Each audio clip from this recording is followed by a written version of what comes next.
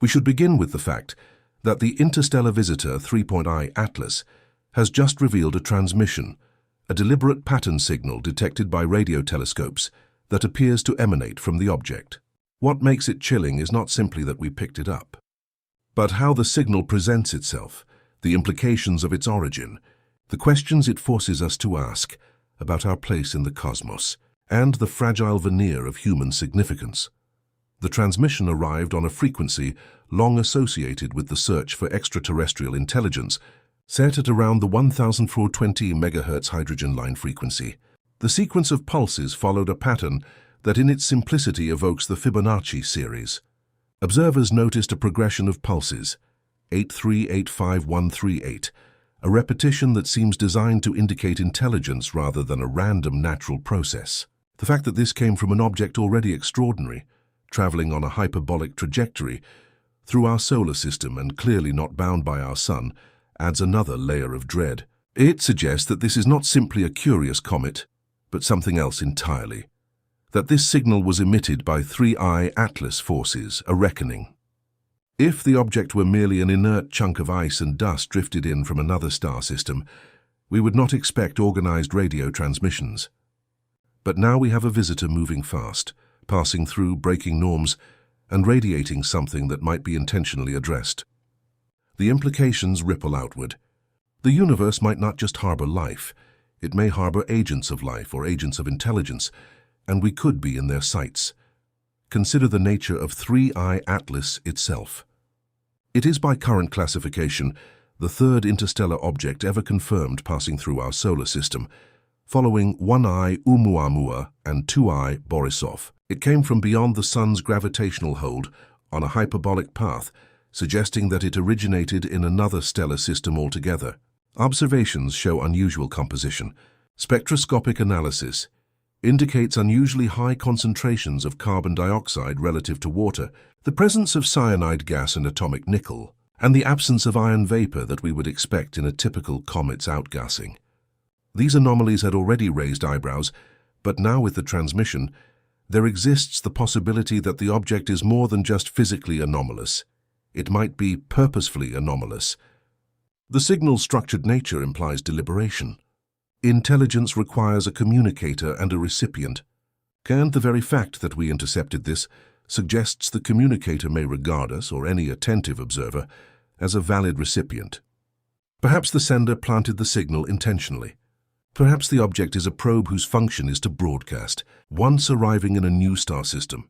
The idea that 3I Atlas acts as a device, a battered but still active dispatch from some civilization or intelligence unknown, is one of the most terrifying prospects yet. Because terror lies not only in the existence of intelligence beyond us, but in the intentions of that intelligence. If 3I Atlas sent this signal, what is its aim? Is it benign? A greeting across light years, a curiosity mark, a cosmic postcard, or is it something darker? The pattern is simple, intelligible, but minimal. That minimalism is telling. It indicates caution, withholding of information, limited bandwidth, or perhaps a probe with limited power or directive. The fact that the communication appears coded rather than plain suggests a sender who knows how to encode intelligence, how to contact something different. That may well be us. That may also be the beginning of something far beyond us. We must think of the transmission as an event, the moment when the sky shifted and we heard a voice not our own. We do not yet know what language the voice uses. We only know it pulses in Fibonacci recurrence. From that we deduce intention, structure, maybe design. The reception of that signal means the cosmos has broken its silence in one way. For centuries, humanity looked outward in the hope of hearing something, and now we have. The message may be terrifying because it is unexpected, because it is foreign, because it may foresee a future we had not counted on. Now consider the physical context. 3I Atlas is hurtling through the inner reaches of our system, getting closer to the Sun and to the planetary orbits of Mars, Venus and others, changing its chemical output, sweeping in and out of radiation zones. Its path is retrograde, inclined only slightly to the ecliptic, oddly aligned to our orbital plane. A coincidence, perhaps, but when dealing with something that might be a probe, even coincidence becomes suspect. As it approaches perihelion, The object seems to glow more intensely, its activity rising in ways that defy simple comet models. That in turn suggests energy input, physical transformations, perhaps systems turning on.